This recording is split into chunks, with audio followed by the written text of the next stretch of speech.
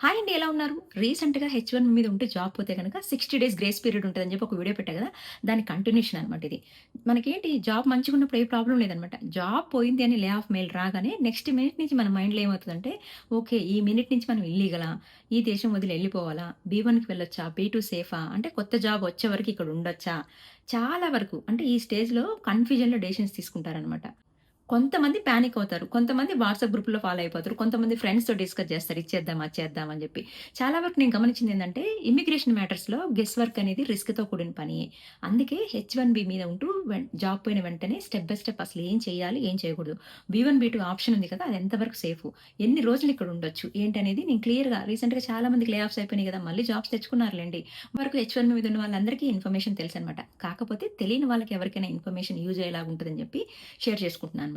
పాయింట్‌కెళ్ళిపోదాం. Point ఏంటే గనక H-1B మీద ఉంటూ సడెన్‌గా జాబ్ పోయింది అని లే ఆఫ్ మెయిల్ రాగానే నెక్స్ట్ మినిట్ మనం ఏం చేయాలంటే గనక అటార్నీని కలవాలి ఫస్ట్. నెక్స్ట్ మినిట్ నుంచి వేసే ప్రతి స్టెప్ చాలా ఇంపార్టెంట్ అని చెప్పేసి. ఇమ్మిగ్రేషన్ సంబంధించి ప్రతి కేస్ డిఫరెంట్‌గా ఉంటదనమాట. సో, ఫైనల్ ఫైలింగ్ ముందైతే కంపల్సరీ అటార్నీని అడ్వైస్ తీసుకోవడం చాలా బెస్ట్ అని చెప్పేసి. మనకేంటంటే ఓవరాల్ ప్రాసెసు, ఈ యూఎస్ఏస్ రూల్స్ కానీ, ప్రాక్టికల్ సినారియోస్ కానీ అన్నీ నేను ఈ వీడియోలో కవర్ చేస్తాను. చాలా వరకేంటంటే హెచ్-1బీ జాబ్ పోయిన వెంటనే నెక్స్ట్ మినిట్ ఏమనుకుంటాము, ఇక్కడి నుంచి ఇల్లీగల్ అనుకుంటాము. అది కరెక్ట్ కాదనమాట. యూఎస్ఎస్ రూల్స్ ప్రకారం అయితే హెచ్-1బీ ఎలిజిబుల్ వర్కర్‌కి up to 60 days consecutive grace period ఉంటదనమాట. లేదా ఐ-94 గాని, పిటిషన్ వాలిడిటీ గాని ఎప్పుడు ఎర్లీగా ఎండ్ అవుతుందో ఆ డేట్ వరకు కూడా అని చెప్పేసి. చాలా వరకేంటంటే ఇది ఆటోమేటిక్ రైట్ కాదు. కాకపోతే యూఎస్ఏఎస్ వచ్చేసి డిస్క్రిప్షనరీ గ్రేస్ పీరియడ్‌గా ట్రీట్ చేస్తదనమాట. ఫైనల్‌గా ఏంటంటే సింపుల్‌గా చెప్పాలంటే జాబ్ పోతుంది. కాకపోతే అక్కడి నుంచి మనకి టైమ్ లైన్ అనేది స్టార్ట్ అవుతుంది. ఆ డేట్ అనేది చాలా ఇంపార్టెంట్. మీకు టెర్మినేషన్ డేట్ ఎప్పుడుంటదో ఆ డేట్ నుంచి మనకి స్టార్ట్ అవుతుందనమాట టైమ్ లైను. వెంటనే మనం ఏం చేయాలంటే గనక మనకి టెర్మినేషన్ మెయిల్ వస్తది గదా! అది సేవ్ జేసుకోవాలి. లాస్ట్ పే స్టబ్ సేవ్ జేసుకోవాలి. అండ్ ఐ-94 డౌన్‌లోడ్ చేసుకోవాలి. తర్వాత passport, visa, H-1B approval notice ఉంటది. ప్రియర్ I-797 ఇవన్నీ గూడా మనం రెడీగా పెట్టుకోవాలనమాట. ఎంప్లాయర్ హెచ్ఆర్ నుంచి లాస్ట్ వర్కింగ్ డేది ఖచ్చితంగా మనం గుర్తుపెట్టుకోవాలి. ఎందుకంటే గనక మనం ఈ లే ఆఫ్ డేట్ కన్‌ఫ్యూజన్‌లో ఉంటా ఉంటే గనక లెటర్ ఫైలింగ్‌లో గూడా ప్రాబ్లమ్ రావచ్చనమాట. సో, ప్రియర్ దట్ ఇవన్నీ గూడా చాలా మనకి ఈ కాపీస్ అన్నీ చాలా ఇంపార్టెంట్ అనమాట.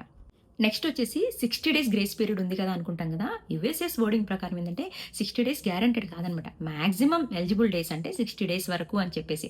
అది కూడా కరెంట్ ఆథరైజేషన్ వాల్యూ మీద డిపెండ్ అయి ఉంటది. ఐ-94 గాని, పిటిషన్ వాలిడిటీ గాని మనకి 30 డేస్‌లో ఎక్స్‌పైర్ అయిపోతుందనుకోండి. మనకి ప్రాక్టికల్‌గా 30 డేసే అవైలబుల్ అనమాట. ఇక్కడ ఒక క్లారిటీ ఏందంటే గనక కన్సెక్టివ్ గ్రేస్ పీరియడ్ అంటారు కదా! సో, గ్యాప్ లేకుండా వరుసగా అనమాట. అదేంటంటే అన్ని కేసెస్‌కి అలా ఉండదు. కేస్‌ని బట్టి డిఫరెంట్‌గా ఉంటదనమాట. కాకపోతే మన క్లారిటీ ఎలా ఉండాలంటే కనుక జాబ్ పోయిన వెంటనే మనకి క్లాక్ స్టార్ట్ అయిపోతది. అంతేగాని 60 డేస్ ఉంది కదా! అని రిలాక్స్ అవ్వద్దు అని చెప్పేసి. అది కూడా ఆథరైజేషన్ వాలిడిటీని కూడా చూసుకోవాలనమాట. సో, నెక్స్ట్ ఏంటంటే జాబ్ పోయిన వెంటనే ఈ కాపీస్ అన్నీ రెడీ చేసి పెట్టుకోవాలి.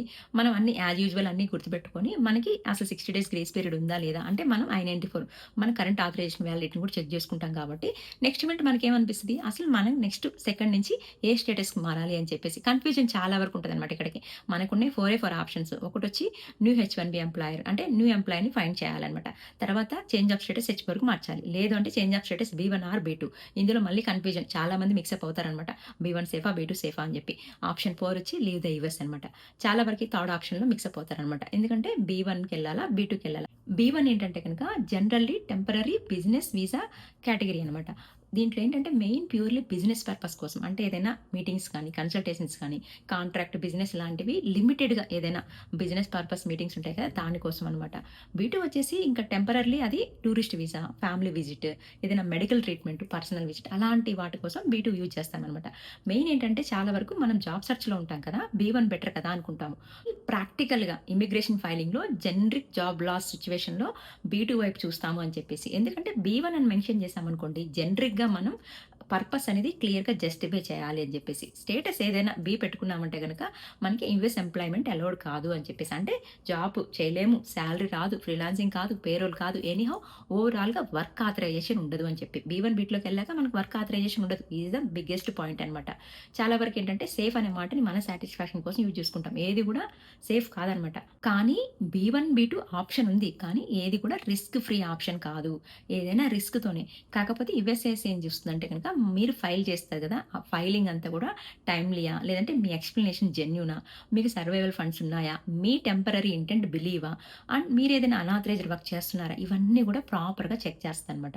బీ1, బీ2 ఆప్షన్ ఉంది. బట్ ఏంటంటే అది ఓన్లీ బ్యాకప్ టైమ్ కొనడానికి ఒక బ్రిడ్జ్ లాగా వాడుకోవాలి కానీ, ఇది టెంపరరీ, పర్మనెంట్ కాదు అని చెప్పేసి చెప్తుందనమాట. నెక్స్ట్ వచ్చేసి ఇంక స్టెప్ బై స్టెప్ 6 స్టెప్స్ ఉన్నాయన్నమాట. ఫస్ట్ స్టెప్ వచ్చేసి పానిక్ అవ్వకుండా లే ఆఫ్ డేట్‌ని మనం గుర్తుపెట్టుకోవాలన్నమాట. అండ్ I-94 కూడా ఒకసారి చెక్ చేసుకోవాలి. ఈ రెండిట్లో ఏది ఎరియర్‌గా ఇంపాక్ట్ అవుతుందో మనం అర్థం చేసుకోవాలన్నమాట. సెకండ్ స్టెప్ వచ్చేసి డాక్యుమెంట్స్ అన్ని కలెక్ట్ చేసుకోవాలి. ఒక్కసారి మనం లే ఆఫ్ డేట్ రాగానే లైక్ అవన్నీ ఆ మెయిల్ రాగానే మనకేంటంటే నెక్స్ట్ మినిట్ మనకి డాక్యుమెంట్స్ అన్నీ మన చేతిలో ఉండాలి. I-94, passport, visa, H-1B approval, resume, documents అంటే dependent documents if any and last 2, 3 pay stubs, lay off mail ఇవన్నీ కూడా మన దగ్గర ఉంటాయి. ఎందుకంటే మన దగ్గర డాక్యుమెంట్స్ అన్నీ ఉంటాయి కనుక ఫైలింగ్ అనేది చాలా ఫాస్ట్‌గా జరుగుతుంది. థర్డ్ స్టెప్ వచ్చేసి మనకి కొత్త ఎంప్లాయర్ దొరికారంటే this is the best route అనమాట. ఎంప్లాయీ దొరికితే ఓకే. అది ఎవ్రీథింగ్ గోస్ ఫైన్ అనమాట. ఫోర్త్ స్టెప్ వచ్చేసి ఒకవేళ కొత్త జాబ్ రాకపోతే గనక చేంజ్ ఆఫ్ స్టేటస్ ఎర్లీ తొందరగా మార్చుకోవాలి. ఏంటంటే H-1B స్పౌజ్ అయితే కనుక H-4 మార్చుకోవాలి. లేదు అంటే కనుక B-1, B-2 బ్రిడ్జ్ ఆప్షన్ చూసుకోవాలి. B-1, B-2 అందులో ఏ సేఫ్ అనేది పక్కన పెట్టండి. బట్ B-1, B-2 ఆప్షన్ అనేది చూజ్ చేసుకోవాలనమాట. ఫిఫ్త్ స్టెప్ వచ్చి చాలా ఇంపార్టెంట్ అనమాట. మనం చేంజ్ ఆఫ్ స్టేటస్ ఫైల్ చేస్తాం కదా! అది టైమ్లీగా చేస్తున్నామా లేదా అని చాలా ఇంపార్టెంట్ అనమాట. యూఎస్ఎస్ I-539 ఫార్మ్ ఉంటది. ఇది ఎక్స్‌టెన్షన్‌కి గాని, చేంజ్ ఆఫ్ స్టేటస్‌కి గాని యూజ్ చేస్తాం కదా! ఈ ఫార్మ్ I-539లో మన స్టేటస్ గ్యాప్, బ్రిడ్జ్ అని కూడా మెన్షన్ చేస్తామనమాట. అండ్ సిక్స్త్ వన్ వచ్చేసి అసలు చెప్పా కదా మీకు యూఎస్ఏఎస్ అనేది ప్రతీదీ చెక్ చేస్తది. మనం జెన్యూన్‌గా ఎక్స్‌ప్లెయిన్ చేస్తున్నామా లేదా? మన ఎక్స్‌ప్లనేషన్ జెన్యూన్‌గా ఉన్నాయా లేదా? అని చెప్పేసి చెక్ చేస్తది. ఏం లేదు మనం ప్రాపర్‌గా H-1B డేట్ అంటే మనకి ఈ డేట్‌లో జాబ్ పోయింది. నా ప్రాజెక్ట్ ముగిసిపోయిందో ఏదో చెప్పేసేసి ప్రాపర్‌గా మనం ఆథరైజ్డ్ వర్క్ చేశాం. ఇన్ని రోజులు నేను H-1B మీద మార్క్ దగ్గర వర్కే చేశాను. నేను ఇక్కడ సర్వే అవ్వడానికి నాకు ప్రాపర్‌గా ఫండ్స్ ఉన్నాయి. నేను అన్‌ఆథరైజ్డ్‌గా వర్క్ చేయను. నాకు టెంపరరీగా ఇక్కడ ఉండడానికి స్టే కావాలి. నెక్స్ట్ వచ్చేసి ఫైలింగ్ కాస్ట్ కనుక్కోండి. యూఎస్ఏఎస్ రూల్స్ ప్రకారం ఫార్మ్ I-539 కాస్ట్ వచ్చేసి $420 మేబీ ఈ ఫీ చేంజెస్ జరిగే అవకాశం కూడా ఉంది కాబట్టి మనం యూఎస్ఏఎస్ ఫీ షెడ్యూల్ వెరిఫై చేస్తే సరిపోతదనమాట. నెక్స్ట్ స్టెప్ వచ్చేసి మనం చాలా వరకు B-1, B-2 పెండింగ్ అంటాం కదా! B-1, B-2 పెండింగ్ ఉంటే గనుక వర్క్ చేయొచ్చు అని చెప్పి అనుకుంటాము. అది పెద్ద ప్రాబ్లమ్ అనమాట. అసలు రూల్స్ కూడా వయోలేట్ చేయొద్దు అని చెప్పేసి. పెండింగ్ కానీ అప్రూవ్డ్ విజిటర్ స్టేటస్ ఉంటే గనుక వర్క్ ఆథరైజేషన్ చేయొద్దు అని చెప్పేసి. ఇంక నెక్స్ట్ ఏంటంటే చాలా వరకు B-1, B-2 స్టేటస్ చేంజ్ అయ్యాక ఎన్ని రోజులు ఉండొచ్చనేది చాలా వరకు కామన్ క్వెషన్ అనమాట. ఎగ్జాక్ట్ ఆన్సర్ ఏంటంటే 6 మంత్స్ అనేది గ్యారంటీడ్ కాదు. మనకేంటంటే యూఎస్ఏఎస్ ఈ విజిటర్ ఫ్రేమ్‌వర్క్‌లో జనరల్లీ ఇదంతా టెంపరరీ స్టే మాత్రమే అని చెప్పేసి. మనకేంటంటే ఒక్కో కేస్‌లో అంటే యూఎస్ఏఎస్‌కి ఇమిగ్రేషన్ కేస్ అనేది డిఫరెంట్‌గా ఉంటది. ఒక్కో కేస్ వచ్చి ఒకలా ఉంటదనమాట. మనకేంటంటే అప్రూవల్ నోటీస్‌లో ఎంతవరకు ఆథరైజ్డ్ స్టే ఇస్తారో అదే ఫైనల్ అనమాట. అంతేగాని అందరికి 6 మంత్స్ గ్యారంటీడ్ కాదనమాట. అది కేస్ బై కేస్ ఉంటదనమాట. ఒక్కో కేస్‌లో ఇలా ఉంటది. ఒక్కో కేస్‌లో ఉంటది. మనకేంటంటే ఫైనల్‌గా ఒక అప్రూవల్ నోటీస్ వస్తది కదా! దాంట్లో ఒక ఆథరైజేషన్ డేట్ ఇస్తారు. ఆ డేట్ వరకు మనము వాలిడ్ స్టే అని చెప్పేసి. సో, ఈ స్టెప్స్ మనం ఫాలో అవ్వాలనమాట. మనకు రీసెంట్‌గా మాకు తెలిసిన వాళ్ళకి జాబ్ పోయిందని చెప్పా కదా! అతను ఏ స్టెప్స్ తీసుకున్నాడు? ఏ సినారియోని ఎలా ఫేస్ చేశాడు? ఏ డేలో తనకి జాబ్ వచ్చింది? అంటే గ్రేస్ పీరియడ్ 60 డేస్ అని చెప్పా కదా! ఏ డేలో తనకి జాబ్ వచ్చినది మీకు నెక్స్ట్ వీడియోలో క్లియర్‌గా చెప్తాననమాట. కాకపోతే ఇప్పటికే టైం అయిపోయింది. మెయిన్ మీరు చేయాల్సింది ఏంటంటే గనక I-94 చెక్ చేసుకోండి. న్యూ H-1B ఉన్నారో లేదో చెక్ చేసుకోండి. అండ్ థర్డ్ వన్ వచ్చి H-4 పాసిబిలిటీ ఉందో లేదో చెక్ చేసుకోండి. అది కూడా కాదంటే B-1, B-2 ఆప్షన్‌ని బ్రిడ్జ్‌గా యూజ్ చేసుకోవాలి. అండ్ టైమ్లీగా ఫైల్ చేయాలి. వర్క్ ఆథరైజేషన్ అస్సలే చేయొద్దు ఇలాంటి సినారియోస్‌లో. సో, ఇవన్నీ కూడా ఏంటంటే ఎక్స్‌పీరియన్స్ ఉండే వాళ్ళకి అన్నీ క్లియర్‌గా తెలుస్తాయి. ఎవరైతే రీసెంట్‌గా ఒక ఇప్పుడు F1 నుంచి H-1Bకి మారి 2, 3 ఇయర్స్ జాబ్ చేసి మళ్ళీ వాళ్ళు జాబ్ పోతారు కదా! వాళ్ళందరూ పానిక్ అవుతున్నారనమాట. వాళ్ళందరికీ ఏంటంటే స్టెప్ బై స్టెప్ ప్రాసెస్ తెలిస్తే గనక మనకేంటంటే ఈ టాపిక్ కన్‌ఫ్యూజన్‌గా ఉండొచ్చు. కాకపోతే రైట్ టైమ్‌లో రైట్ డెసిషన్ తీసుకుంటే గనుక ఏదైనా మేనేజబుల్ అని చెప్పేసి. జాబ్ పోగానే పానిక్ అవ్వకుండా మనం అటానమీనైతే ఖచ్చితంగా ప్రతిసారి అడ్వైస్ తీసుకోవాలి. మనం చేసే ప్రతి నెక్స్ట్ స్టెప్‌కి అటానమీ ఎంప్లాయర్ చాలా ఇంపార్టెంట్ అనమాట. ఎందుకంటే ఎంప్లాయర్ నుంచే మనకి మెయిన్ డాక్యుమెంట్స్ అనేవి వస్తాయన్నమాట. ఏది రావాలన్నా కూడా మనకి లాస్ట్ టెర్మినేషన్ మెయిల్ కానీ, last termination date and pay stubs కానీ ఇవన్నీ కూడా మనకి ఎంప్లాయర్ నుంచే వస్తాయి. ఎంప్లాయర్ హెచ్ఆర్ నుంచే. సో, అవన్నీ కూడా ప్రాపర్‌గా మనం చెక్ చేసుకుంటే గనుక ఏదైనా మేనేజబుల్లే. సో, ఎవరు కూడా పానిక్ అవ్వకుండా మంచి స్టెప్స్ తీసుకోండి. సో, వీడియో నచ్చితే లైక్ చేయండి. ఎవరికైనా యూజ్ అవుద్దనుకుంటే షేర్ చేయండి. ఎవరైనా కొత్తగా చూస్తున్నారంటే గనుక సబ్స్క్రైబ్ చేసుకోండి.